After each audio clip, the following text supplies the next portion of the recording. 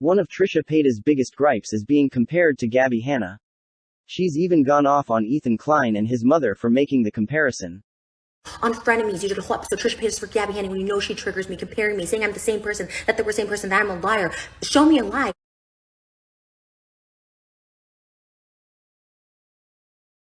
Yet here Trisha herself is comparing the two of them as being similar and behaving in the same way. Not only to Ethan, but to Gabbie herself as well, comparing their same manner of trolling and their same way of reacting when triggered. Gabbie Hanna TikTok live she got banned during this? One, do you hate who I've become? What? Cause I hate who I've become. No, I know what this is though. This is trolling. Is this whole thing? She copies my format to the extreme because now that she had this manic episode and she had a breakdown, she's trying to I used to do that shit all the time in 2017. You just are trying to distract people. Look, I'm trolling. I feel like we're also kind of similar where she gets really defensive and I don't know, because I know triggers and when you go to that place, it fucking sucks. And then and then you become a different person. You become defensive. I think that's when I had I think I felt the worst and the most sympathy for you is when you had that podcast and you really got on the defensive and I was like, oh shit, I know this when you just lose your shit over it. She wants to be shown a lie? We'll show several. Trisha makes a point to call out Gabbie for her temper tantrums on the set of Escape the Night, stating that she would never do that on a set. There's just people who don't respect the work that people put in, or people like Gabbie yelling at the Escape the Night crew because they changed the schedule or didn't have food for her when she didn't even put in the request. It's I don't know. I've never understood people being rude to those people that are helping you make something. But admits here to throwing a tantrum on the set of her own music video shoot, retelling the story with a smile on her face as if it's cute. I was throwing a temper tantrum yesterday during the video shoot. And even admits here that she's a difficult person to work with. God bless Adam Simmons. Oh my god. And Joe Volpus. It's Joe. And my tour managers, Danny and Todd. And truly, everyone at Fullscreen. I can be a difficult person to work with. And if anyone needs a visual reminder for proof of that claim, here is a compilation of Trisha attacking her former podcast co-host Ethan in multiple episodes of Frenemies before storming off. If Trisha describes Gabbie as a nightmare on set for her dietary demands, what the heck would she describe these personal attacks against Ethan, his family and their podcast as? I mean, that's why people get so annoyed with you when you interview people, which is probably why we don't have guests on this show, because people don't want to be guests on this show or your H3 show anymore. People just don't want to be. I have guests every week. Oh, really? Yeah. Oh, wow, they're really killing it. Who was I don't even know, the doctor with coronavirus? Good guess. Yeah, I can see why your relationships don't work out. I can see why you've been with the same person for 12 years. I'm so over it. Really? I don't even care if Moses breaks up with me over this. Bye. Why would Moses break up over a podcast? Because I don't like his family. And I don't hang out with you guys. And you guys are awful. And that's it. Okay. Should we resolve this issue? No, I'm over it. I'm so over it. You just said let's talk. I'm not doing the next episode for real. I'm over it. You just said let's talk. Because you said, oh, you're shutting down. I'm like, I'll talk to you. Talk. You got me for 10 more minutes. Yeah, I apologize. I don't apologize for anything I said about you. That's okay. And I'll say it again. Well, you look unhappy in life, so I really hope you feel better. I know it came from a place that you're miserable. I know. Yeah. I know you are. Because I thought we were. Good luck. And I'm sorry about your family situation. I'm sorry about your situation. No, I know you're miserable. No, it's you not are. true. I can tell. And it's sadness. And I see you when I was around your family that you have sadness in you, and it's sad. Okay. Cool. I'll weaponize you later then. On my channel. Can't wait for the weaponizing. When I have a kid, I'm not going to have nannies. That's for damn sure. What does that mean? You're not going to have a babysitter when you have a kid? How are you going to do anything? What does that mean? You're trying to attack our parental abilities? Let's just move on. On this podcast, don't even fucking mention her. She's a fucking queen. Don't even fucking mention me on the podcast. Right. Ela doesn't like her. Ela says, don't talk about me on the podcast. All I said was you should have the guests. Okay, let's go to your stupid. Make sure that I don't like this segment. Just for the record, fan advice is a stupid segment. Why? But we can do it. It's so dumb. It's such a dumb segment. It's so not. It's we have nothing to fill the time. 10 years ago, it's like a lazy podcast. We're gonna play games on the A lazy podcast. You don't do anything for it. You just show up. We do all the work. Oh my god, yeah, right. First of all, when you were doing all the podcasts, it was Keemstar, Jake Paul, and everyone's we're so sick of hearing about this because it's everything. I saw on this you had stuff from last H3. You just recycle H3 content on Frenemies. Oh wait, over it. You just hate me so much. I do. And I know, yeah, whatever. There is, because I hate people just like that are you. You're the person I hate in this world. Really? That's so just offensive, but they do nothing wrong. And when people are provoked, oh, they're crazy, calling girls crazy and stuff like that. It's like, but taking no accountability, no responsibility. You think everything's just an attack against you. Everyone's against Ethan. Like, oh my gosh, I'm always right. It's like, ugh, you and Jax don't serve each other. So Jax? Well, I can't believe you're going after Jax. He's such a sweet guy. I love you. All right, Trisha. All right, bye. Thanks for the great episode. We were talked about. They never once consulted me at the beginning said of the it's spring. She has a fucking podcast. I brought life to the fucking H3 channel, but Hila's too fucking good to even mention her name. I said nothing bad. I said like, oh, we should have her as a guest or whatever like that. Don't even mention Hila. She doesn't want to be talked about. Fucking. Okay. I literally don't care. Literally, I don't want to come back because I really fucking hate her. So she always making comments about the family and how I wasn't. That wasn't it. I said, oh, Hila should be a guest on the podcast. And you're like, don't fucking mention Hila. She's the one we talked about. Oh, a fucking queen. You guys can talk about my shit all the time, but her, don't fucking mention her name. Dumb fucking bitch. Okay. I think we should just end it, honestly. Yeah, I think so too. She's such a fucking bitch. She's not. And you are too. And you're a fucking cuck. You have no fucking backbone. All right, you should leave. We'll talk later. Yeah, you should get out. I am going, but we're not talking later. Fucking bitch, you too. I really need to leave. Okay, all right, we're done. Thank you, guys. Thank you.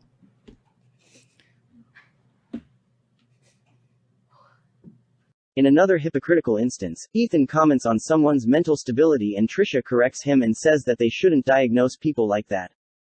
Every time I watch him, he's so unstable and mentally just so unhealthy. Well, we don't want to give him a diagnosis of being unstable. Maybe he's fine. Maybe he's trolling. But here she is diagnosing Gabbie as mentally unstable. No, because what I really want to say is you're a psychotic bitch, but I'm being nice because I'm in your house. She didn't get it. She was just, and she still doesn't. And but she is. And goes in on her harder here about it, insisting that Gabbie is mentally unwell. There's no issue. You have a mental health problem and you are not getting treatment. Going to therapy is not a treatment. You need serious fucking help, Gabbie. Trisha and Ethan make the claim that Gabbie is guilty of harming Trisha's mental health by making Trisha question her own reality. I've never shared anything with her, but she's saying I shared all these secrets, and then all of a sudden my brain started spinning that way. So I had a breakdown. I had a true she's making you question your reality. Yeah. But here Trisha is in clear footage telling Gabbie that what Gabbie believes is reality is not real in an obvious attempt to cause Gabbie to question Gabbie's own reality. Repeatedly calling her delusional. You are so scary delusional. The fact that you don't think you started any drama. There's all your Instagram story of you starting the fucking drama by sharing my fucking name in them. You are scary delusional. Get off the internet, stop fucking talking, and get some fucking help. Trisha finds it weird that Gabbie's boyfriend was getting involved with Gabbie's drama by replying to people on Twitter who attacked Gabbie, referencing his support as enabling her. On Twitter, and getting her boyfriend involved in it. She was going on Twitter just just battling every single hater or drama channel or whoever would tweet her. And her boyfriend was chiming in and I'm like, why? But Moses did the same exact thing during Trisha's own drama, responding to every single negative comment that came her way. Here are just a few examples.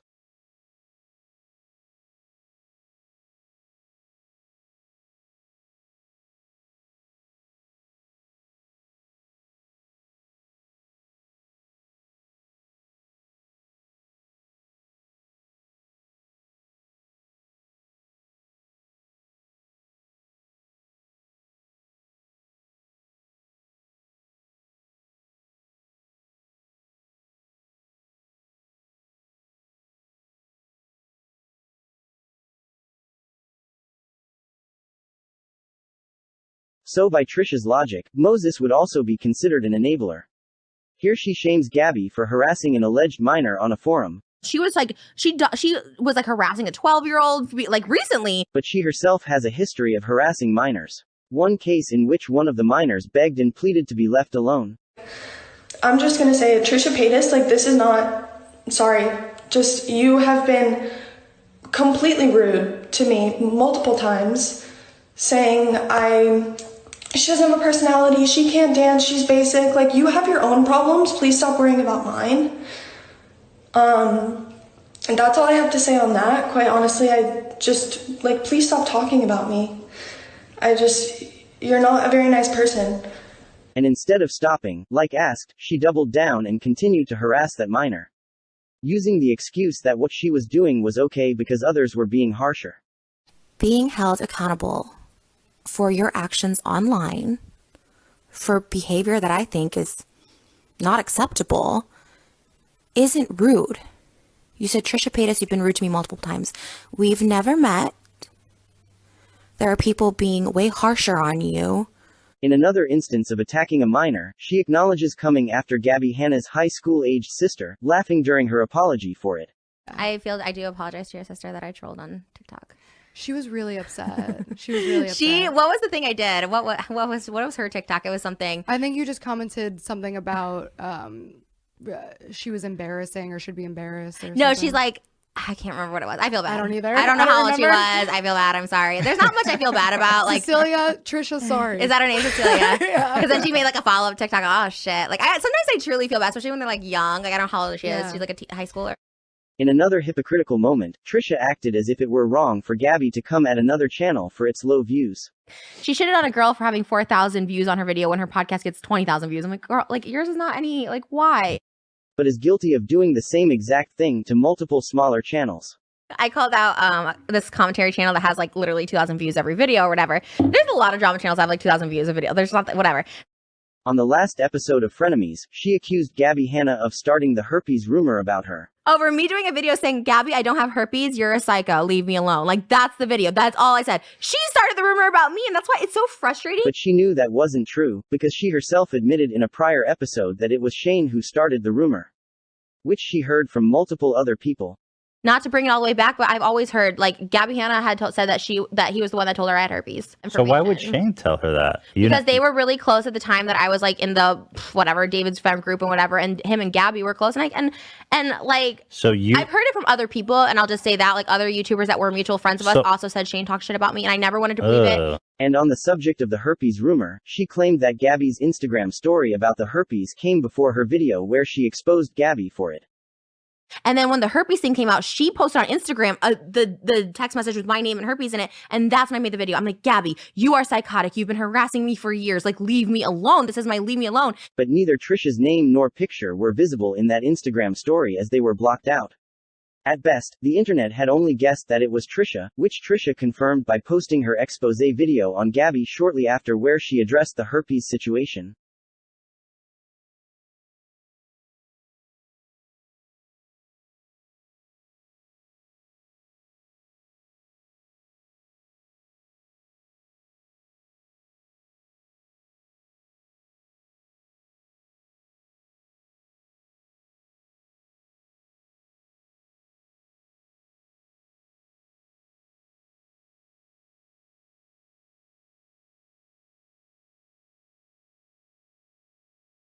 This situation itself is eerily similar to Trisha's beef with the author of the BuzzFeed article about Gabbie.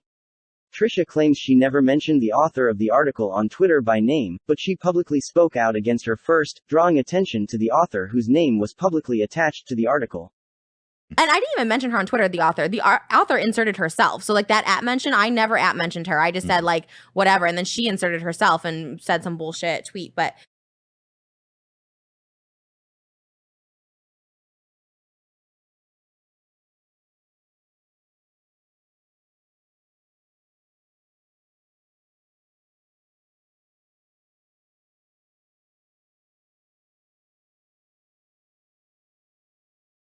The author responded, confirming who it was that Trisha was talking about. Which was public information anyway, since the author's name was clearly on the already published article. Meaning that even if Trisha hadn't tweeted her back, calling her out in the first place made it clear who she was talking about. Drawing a mob of negative attention toward the author's way.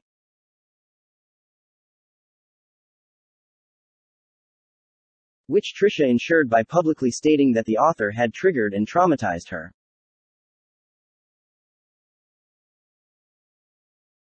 So if Trisha had a problem with Gabbie not being careful enough to protect Trisha's identity in Gabbie's Instagram story about the herpes situation, why wasn't Trisha more careful in protecting the BuzzFeed author's identity when she went on her own attack? In both instances, neither Gabbie nor Trisha actually showed the names of the people they were talking about, but both left just enough clues for the public to figure it out. And in yet another moment of identical instances, Trisha and Ethan both shame Gabbie for her reaction to another creator who passed her for not being his type, claiming that she went overboard in response to him not being attracted to her. Which is true. Dominic DeAngelis. He had to come at me on Twitter, said that I was the worst person he's ever met in LA. So let me tell you about the day I met him. So before I met him, he played a game of Smash or Pass publicly on YouTube. And when my picture came up, he dehumanized me and demeaned me. You know, like a misogynistic, disgusting piece of shit who acts as if he could have a chance with me anyway. Now, by the way, I'll say that Smash or Pass is gross. It is kind of a gross game to play like that. But she also played it twice. Oh, she's done it before? Oh, yeah. She well, said she played it with Timothy Delgado, this YouTuber, and he said this girl, and she goes, ew, she's so gross. Like, it was about, she says that she's such a hypocrite. Yeah, it's a hypocrite. Okay, so then forget it. But yeah. okay, so this guy on the left, she's saying dehumanized her, okay? Who says, he just pulled up a sign that said pass. Pass. Why would you pass on Gabbie? It's not my type, man. Shit. He just said she's not my type, man. Yeah. That's literally all. Yo, it's fine. Nobody on my vlog channel knows. Oh yeah, and then she hits him with the nobody knows who you are. Like she's some big time. I literally had never, like, I did not know anything about Gabbie. I thought that clip was great because it really shows the distortion of reality. It's so crazy. But that's what I'm saying. Like, it's just, there's facts that she's a delusional person, and it's just like, it's just scary. It's just really scary. However, Trisha did the same exact thing to Joe Rogan for simply passing her up as well, making an 8-minute-long response video simply because Joe said she wasn't his type in a video where he didn't insult her even once. Click on the one of her in her bikini and see how she would look naked. Right down there on the bottom. On the bottom. There you go. Yeah, you can keep that. Of course, Trisha made an 8-minute-long response video. I'm not. 8 is restrained for Trisha. That's really not that bad. bad. You see how little she's working with, then maybe you'll be impressed. I feel like Ethan praises her for doing the same thing Gabbie did that they both trashed her for, attacking a guy who barely said anything other than that she wasn't his type. So she made like a whole video about it. I don't blame her. I'd be like, fuck. You know, Dave Porkboy mentioned me in passing, and I talked to him for an hour. Yeah. It's just fun. I like that whole Trisha thing. It's like, bitch, don't say my name. Let's fucking go. Trisha Paytas. Joe Rogan. I would have done the same thing. Dear Joe Rogan podcast. She made like a whole, she's peeling and shit. She got like mega sunburn, man. Oh. Thank you for providing me with some video. Was that like a procedure that she did or whatever? No, she got sunburned. Oh, she just actually got sunburned. Today, I woke up to an onslaught of tweets saying that I was mentioned by the Joe Rogan. Oh my God. Joe Rogan, #1 podcast downloaded on, I don't even know if that's even true anymore. I couldn't find him on YouTube. Apparently he's only on Spotify. I don't know. Look, you don't know me. I don't really know that much about you now. I mean, you were really popping on Fear Factor when I was a kid. Other than that, like, I don't know that much either. I could gather a little bit. I could do a little bit of research from the tweets that were coming my way from your followers, and then people who just dislike you. Which, hey, a lot of people dislike me too, so I'm not going to judge you on that. Here is. Trisha's something else, man. A lot of people called you an egg or a sperm on steroids. I don't go for low blows. Because of 50-year-old men like you who constantly tell me how disgusting and repulsive I am. Anyway, but the fact it's 8 minutes, so I don't know if I should skip to a specific part. But honestly, I don't know. I look at that, I'm just like, oh, he has no intellect whatsoever. He can't come up with a wittier quip, or even just, if I'm not your type, you really don't have to just say anything. On top of that, Trisha continued to go on and on about it on an episode of Frenemies, having the exact same overreaction that Gabbie herself did when a guy told him that he wasn't attracted to her. That's what so my point is that Joe Rogan is like objectively hilarious looking. He's conventionally Like unattractive. pull it like that picture of him. No, I wouldn't say he's unattractive. I wouldn't say that. I would. Joe Rogan's got a little one. You heard it here from Trisha Paytas. I mean, it just radiates small dick energy the way he was like, oh, you can keep it. I'll say it again.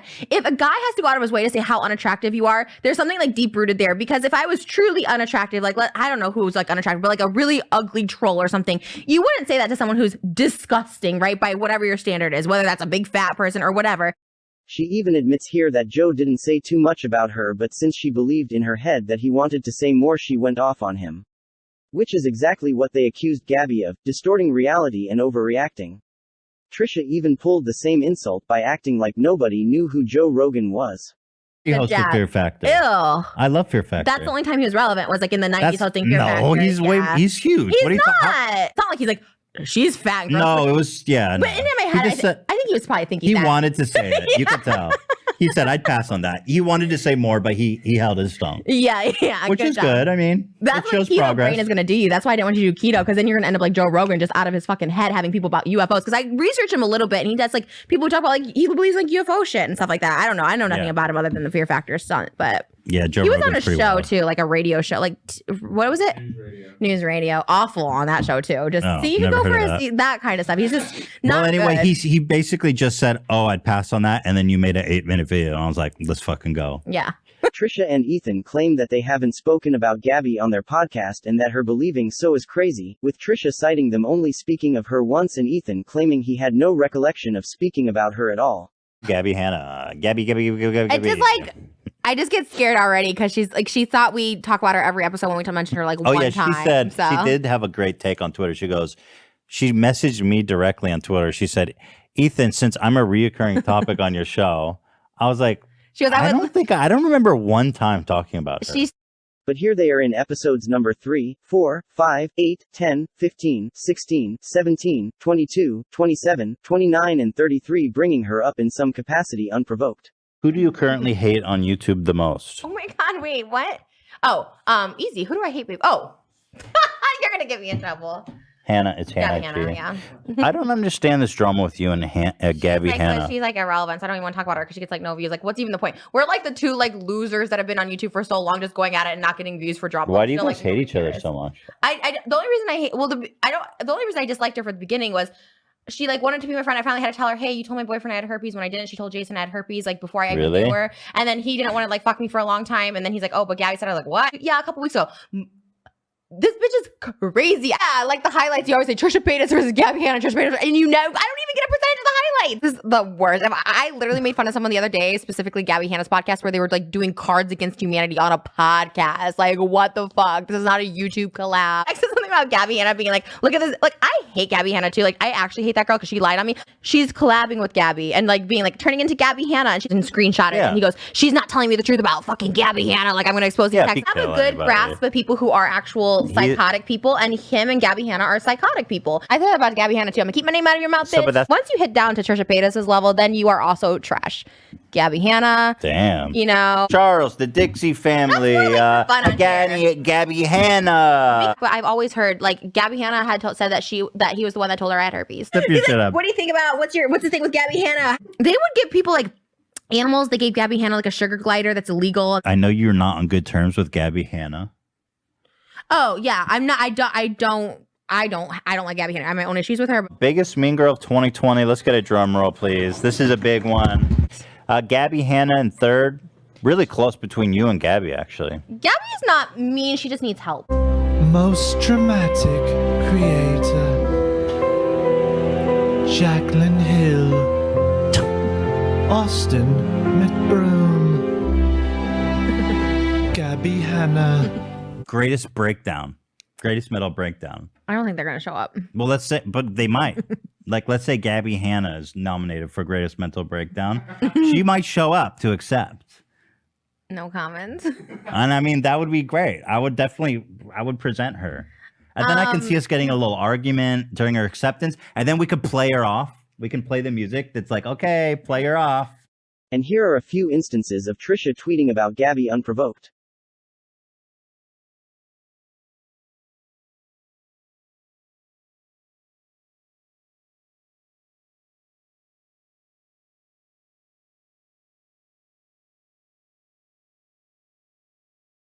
She talks about how Gabbie is obsessed with her, but has brought Gabbie up in multiple episodes and in multiple tweets without provocation.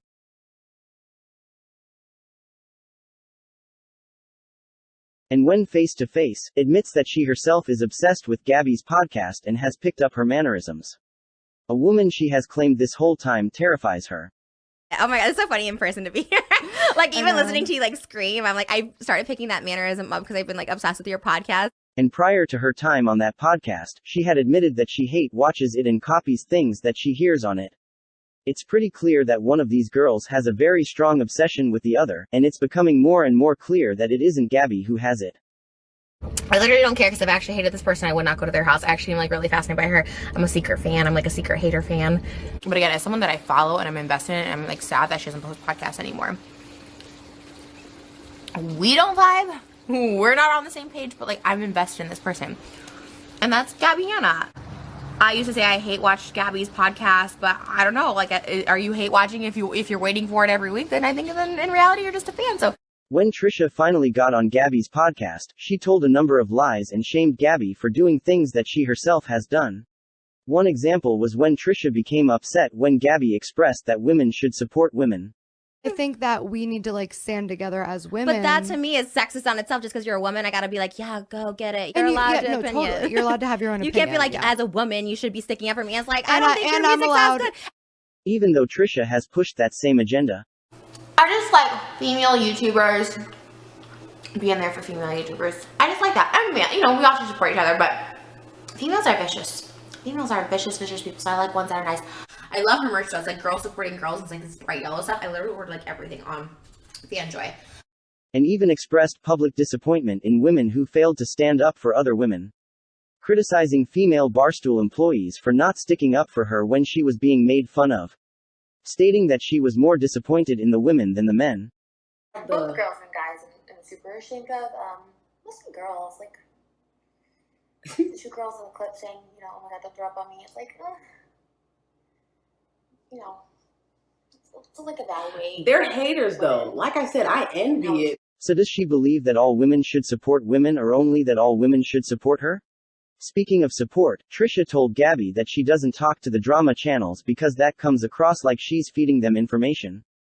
Acting as if she distances herself from them. I don't really talk to drama channels because I always think that that's when it starts sounding like you're feeding them or like trying to manipulate them. So I'm just like, write whatever you want about me. Like, I don't know. However, she has made it very clear over the years how close she is with the majority of them and how she considers them friends. Opening up about how she's told them personal information about herself and others, and even inviting them over to her house pretty frequently. But is that offensive? Because I was like tweeting Dustin Daily. He was totally down by the way, because Dustin, you know, #1 stan. We're each other's #1 stans. Mr. Negative and Dustin Daily. Not Dustin. Dustin's always been very loyal and amazing to me. He's been on my YouNows. I mean, people like Dustin, I'll love forever. Shout out to my boy Sanders, but his is Just Sans World, I think is his. Maybe it's just Sanders Kennedy on YouTube. It's either Just Sans World or Sanders Kennedy. Shout out. He talked about this in one of his favorites. I did go to the one in New York with my friend Sanders. Shout out Sanders on here on YouTube. I only know who Sanders is because he was your fan in a vlog, and I was like, who's that? I really loved him. Sanders Kennedy. I've known Sanders, like, I sent vlogs to people that I've talked to, like Peter Ma and stuff, and showed them vlogs. So I'm really proud of knowing him for so long. I've known him since like 2013, like a really long time. We actually met at my meetup, but we ended up hanging out a bunch when I went to New York, going out to dinners and lunches, and he was always just so sweet and understanding. Sanders has always been really nice, and so I think, I don't know if he got caught up in it or what. I never really minded him making videos about me. I think it's just a little, after having personal conversations with him and telling him and sharing so much, it just kind of stung because I knew him the most. It was just like a low blow because I don't know, I always really have had his back. Even when he had made videos about me, I said, it's fine if you put my name in the title and want to make videos about me, but I asked him to keep, you know, some things like off limits. Like I said, with all these drama channels, I don't know many of them personally. Nick Snyder I met in person, so nice. Like, I've talked to Peter on the phone. I've talked to almost all the drama channels, with the exception of Karina, because there's really no way to contact her. I actually tried to contact her before John. Oh, by the way, I was watching a gossip drama channel who had beef with another one of my friends. They were both like my friends. I use it in quotes because I don't really see them or talk to them that often, but I talked to them on social media, and I met both of them in person, and I truly like both of them. Neither one has slandered me or talked bad or used things I talked about them in private or things I've said to them in private that they never said publicly. So I totally respect both of them and love both of them. And they had beef with each other. And it kind of like broke my heart because this one drama channel I knew longer and I've known the longest, and he's really proved to me that I've told him like really like private stuff and secret stuff, and he's never once like exposed it or hinted at it or anything. And while the other one hasn't either, I knew him before he had a drama channel. Like, that's how, you know, he's coming to my live shows on YouNow and stuff. And I was like, oh. And he lives in LA. And I really liked him as well when I've gotten to know him and meet him and, like, know the real person. So there's this guy watching him, Nick Snyder. I've talked to him before on my channel. He's been on my vlog channel a long time ago. He's always been, like, really cool to me. That's why I liked him. Of all the drama channels, like, he's always been really cool. And I've actually met him in person. So maybe that's why there's some sort of human connection. But that's not even the case. I've had human connections with so many, like, drama channels, and then they like it's just, I don't know, no one sees you as like a human sometimes. It's like really frustrating. But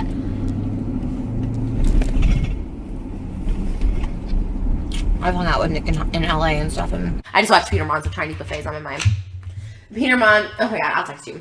And Nick Ocato's a drama channel now. He exposes, I didn't realize you exposed so many people, which makes me feel a little better. I thought I was just the only one you were exposing. Like, okay. This is why she's friends with a lot of drama channels and they all hate me. Like, I'm friends with drama channels too, so there's no shade or anything.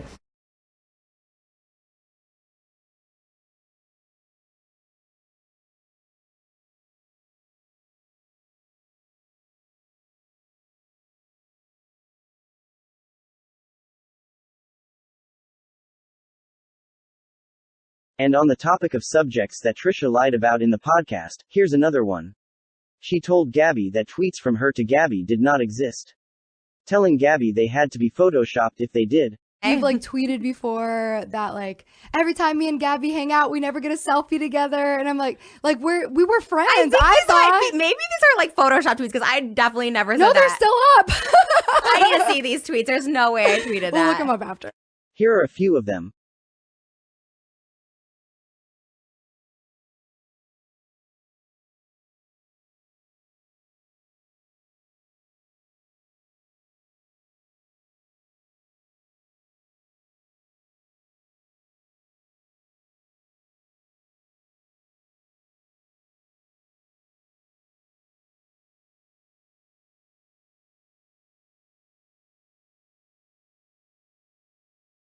Most of these tweets are still up on her Twitter as of today.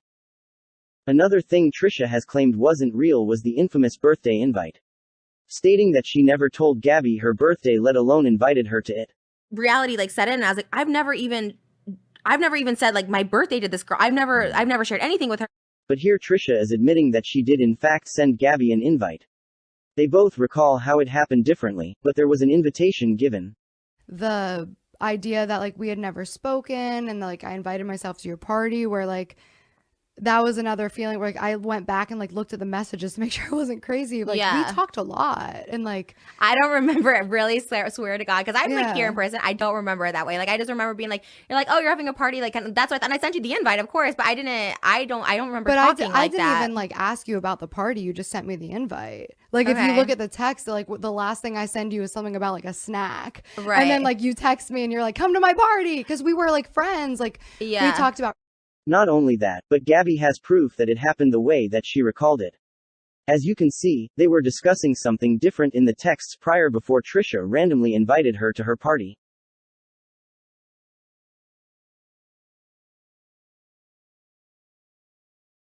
Which aligns with what Trisha has stated in the past, that she sends out random invites to her birthday party all the time to fill up the venue. Meaning that Trisha initiated the invite, just as Gabbie said. Gotta, fill the theater, man. Me with my birthday parties, like inviting everyone I never talked to me. Oh my God. In another petty lie, Trisha told Gabbie that when she insulted her music, it wasn't meant to hurt Gabbie's feelings. That was never her intention. Like, I think people, and I'm not gaslighting anybody, but even with the Charlie thing, it's like, to me, people just say, like, I'm not trying to be, like, I'm not gonna say to your face, I'm not gonna be like, wow, your music sucks, like, do whatever. Same thing with Charlie. I'm not gonna be like, oh my God, you didn't eat that dino nugget. Like, it's just the internet, you know what I mean? Like, when I say that stuff, you're like, your goal was to hurt me. It really wasn't. It was just like something to say. But months prior to that podcast, she praised Gabbie's music and stated that she supported her following her dreams. Like, she has good music, you know? She had some good songs and shit. So it's like, I don't want anyone to feel people I dislike. Like I said, I don't like Gabbie as a person for what our interactions were. And I just never wanted to be her friend because of that. But I still support her dreams. I still support her creativeness on YouTube. And even stated in that same time frame that going after someone's music or anything besides what you're actually upset about them for is a low blow meant to hurt them and just shows that you hate that person, not what they did. And even then I could be like, oh, you're shitty music, but even that's like a low blow, right? Like, I could say that person's music is not good, or whatever, it's not good. You can say something about me, but it's still like, that's like another like low blow kind of thing. It's like, whatever, that's there. That just shows you have more hatred for a person rather than the person's actions. You know what I mean? Or dislike. And I just let it, you know, if you really have an injustice and you gotta say something about someone, say it, say your piece, and move on. Don't attack their looks, don't attack what they're doing in life. So it was just another way to personally attack Gabbie. It had nothing to do with Gabbie's actions. In an effort to convince Gabbie that her feelings shouldn't be hurt because it wasn't personal, she equates it to people who leave comments on the internet, stating that it shouldn't bug Gabbie because it wouldn't bug her herself. Saying that she doesn't care what people say about her, especially the internet. Oh, I don't know. It's like, I guess that's where it is. There's no ego to come down from. So I never really, my feelings don't really get hurt in that sense. It's more like personal friends, but like people online talking about me, like, oh, well, whatever, it doesn't matter.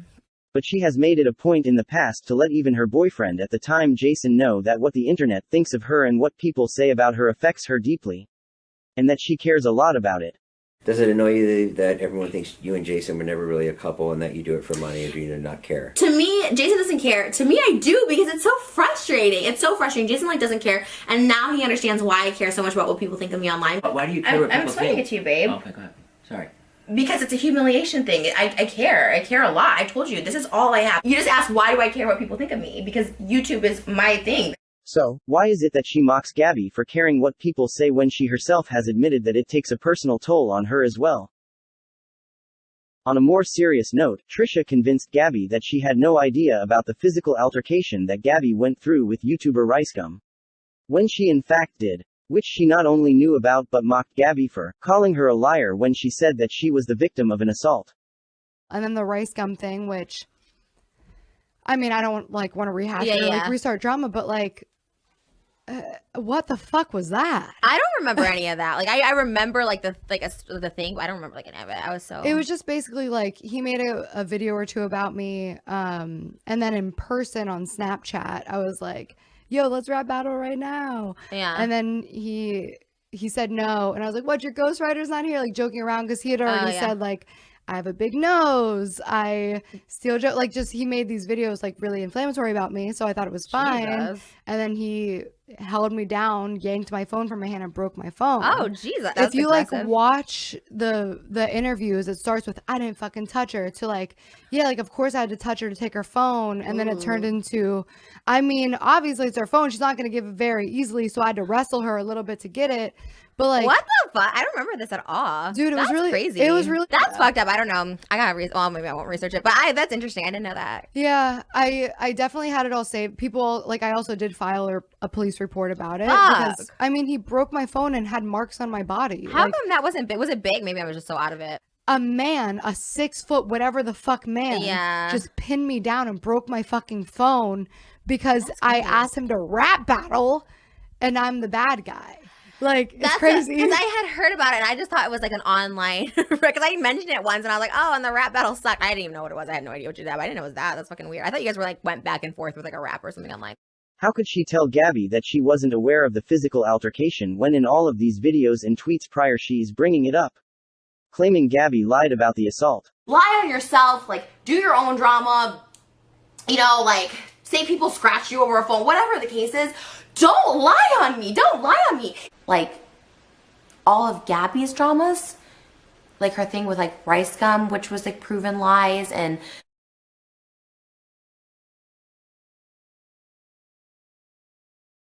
which in itself is strange because when the assault initially happened, Trisha spoke about it straight after and publicly took Gabbie's side against Ricegum, as you can see here. What all this proves is that she did in fact know about the physical assault and lied to Gabbie's face when she said she didn't. I just texted Gabbie because in my video I filmed before dinner, I had said that, you know, I didn't really know the situation. I'm just like reading up on stuff, and I was texting Gabbie, and she's shaken up by it, and I don't blame her. And like, I know Gabbie, like I know who she is as a person, and like, you know, and the thing that kind of disgusted me the most, besides the whole abuse thing, allegedly, because Rice Gum is saying no, but I believe Gabbie 100%. But if you truly didn't do something that someone's claiming, something so serious, you wouldn't be mocking it like they did on Snapchat, and you wouldn't start making fun of someone's looks. Like, this is a serious shit, and you're gonna like call her like big nose and shit. It's fucked up anyways. And I know, I was telling her, I mean, I've dealt with that too. Like, you're being attacked for your physical appearance when that has nothing to do with anything. That's like low blows. It's fucking disgusting.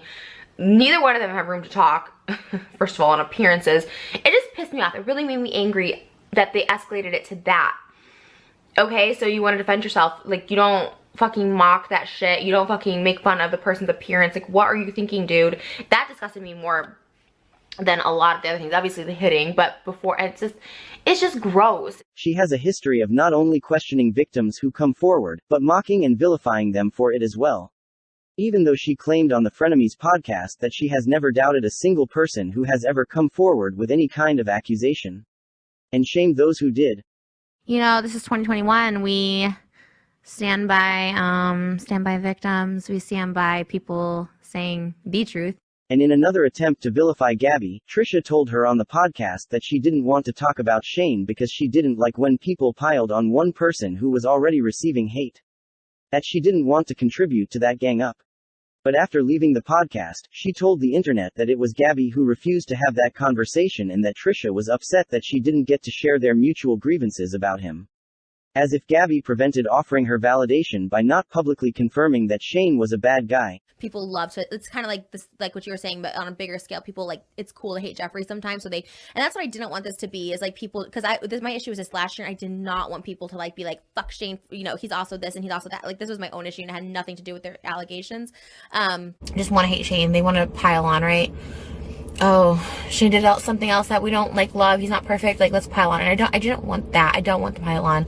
Clearly done in another attempt to paint Gabbie as a villain with an agenda. Here are a couple of other instances in which she tried to do that very same thing to her.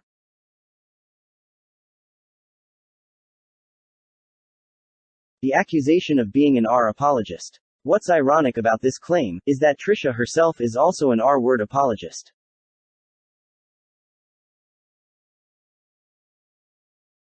Like, this is kind of what I want to do. My next book, I am going to write another book. I kind of don't, because I have me on the cover of all my books.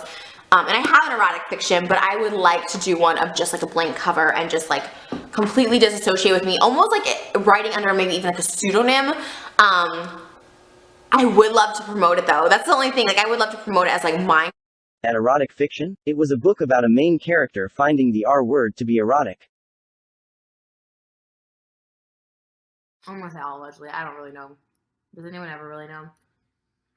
When people go to jail, unless that person admits out of their mouth, like, people who even go to jail, like, sometimes didn't even do it, you know what I mean? But I guess they're false claims. That's so scary. It's like, anyone can just make up anything in this world. Like Drake, I told you that instance. This girl just like literally saying he like raped her and like crazy. Like, you could like, people will make up anything, and like because you're like somebody, like it becomes a story, and then whether it's true or not, people just associate you with that. And on top of defending those multiple men who have been accused of the R word, here she is defending her own fiancé who was accused of SAing an ex-girlfriend of his.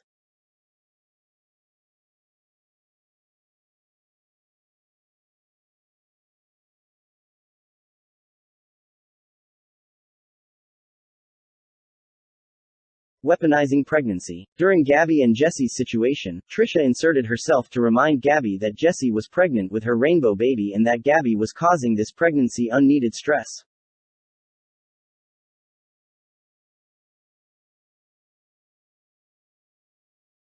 But when Ethan Klein's mother Donna Klein brought up the same argument in defense of Hila Klein, who was pregnant and undergoing unnecessary stress because of Trisha, Trisha lashed out at Donna Klein for it. Even though she herself had done the same thing to Gabbie. she finally gets pregnant. We were all thrilled. Yeah. And then we find out that maybe you guys are having a multiple birth. Yes. You know, and when you have twins, possibly triplets, you have to be really careful. You know, I mean, I've lost a pregnancy. Right. Well, And so it can be the first really 3 months heartbreaking. is like dicey, and that Very dicey. the further you get along, the less likely like miscarriages. But in the first 3 months, miscarriage can be extremely common. It can be it can be very common, and when you're trying to get pregnant for a very long time, it can be scary. It can be heart-wrenching. Yeah. It was So Trisha just kept on going on and on and on with some of the things that she was saying. On the last episode of Frenemies, which we also recorded as well, everyone was recording it.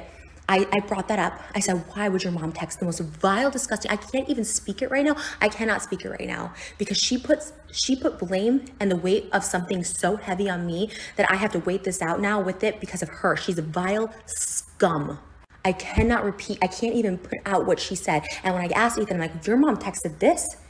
Like that's something that's like the nastiest thing I've ever heard from anybody. And he's like, well, I told her not to text that. It's disgusting. What she placed on me is evil. Ethan and Trisha call out Gabbie for insisting that Trisha and her were friends, but the point that Gabbie tries to make isn't that they were close best friends, it was that they were in communication much more than Trisha lets on.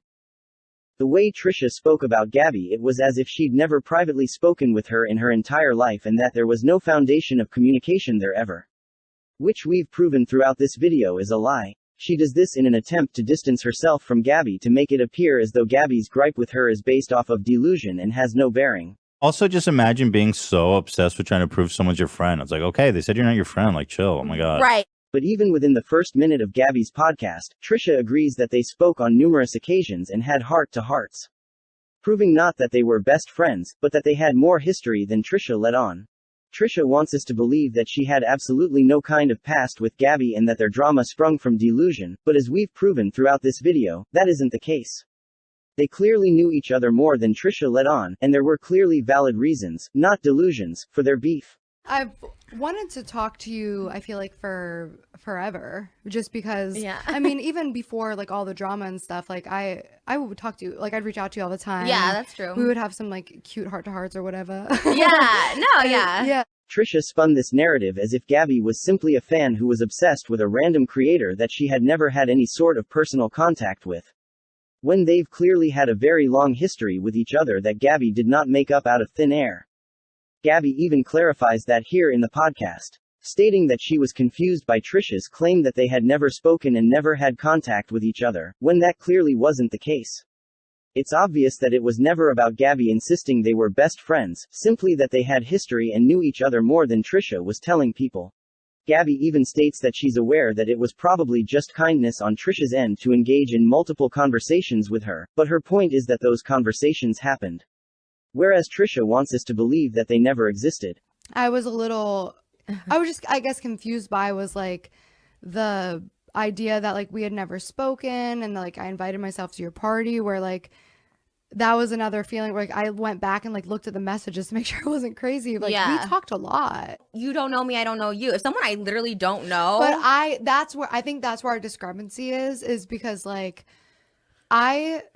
and like this could just be my naivety is like the extent of our conversations and like the tweets you put out about me. Like I was like, oh, we're friends or at least friendly or at least like each other or whatever. Right. So like I always looked at you as like I didn't have a ton of like people in LA who even if we weren't like friends, I didn't know who I like connected to. And like I felt like you were willing to share like emotions and trauma and shit like that, which is very rare. So I think that in my head, I was just a lot closer to you than we actually were. You know what I mean? Because like our conversations were like, maybe it was just you showing like human decency or like baseline kindness to me, like listening to me and sharing with me. I took that as like friendship. Okay. Where like to you it was probably just like, here's this girl on YouTube, I'm gonna be nice to her, I'm gonna respond to her, I'm gonna, like, whatever. Yeah. Trisha claims she never liked Gabbie. not coming out of place of malice. Like, I don't like the girl. Never liked her. I think she's a horrible human being.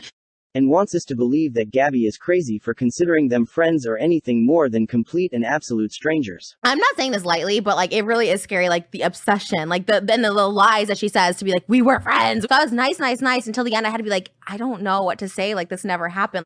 But on top of everything else that we've already pointed out, Trisha once even listed Gabbie as one of her closest female friends that she loved texting. It's not hard to imagine why Gabbie was under the assumption that they actually had some kind of friendship now, is it? Or describe your guys' female friendship. I love my girlfriends. I love talking to them, and Pauline. I'm probably missing out like so many people. Gabbie, I love texting with, like, because I need to make time for girlfriends. Like that I really want to hang out with and, like, you know, spend the night with, eat food, drink, talk, you know, that kind of stuff with. And it's just, I don't know, like, YouTubers too. I used to always write off, like, hanging out with YouTubers because I'm like, oh, well, I don't want it to be a superficial thing and, like, fake. But there are 2 YouTube gals. Take a slight right turn onto Washington Boulevard. There are 2 YouTube gals that I have met, and we've always talked about hanging out. And, like, I really am, like, gonna make the effort because, you know, we've texted each other and be like, when are you free and stuff, and, like, they're super busy and I'm super busy. But Gabbie from the Gabbie Show, who I literally talked and tweeted with for forever, like, so long.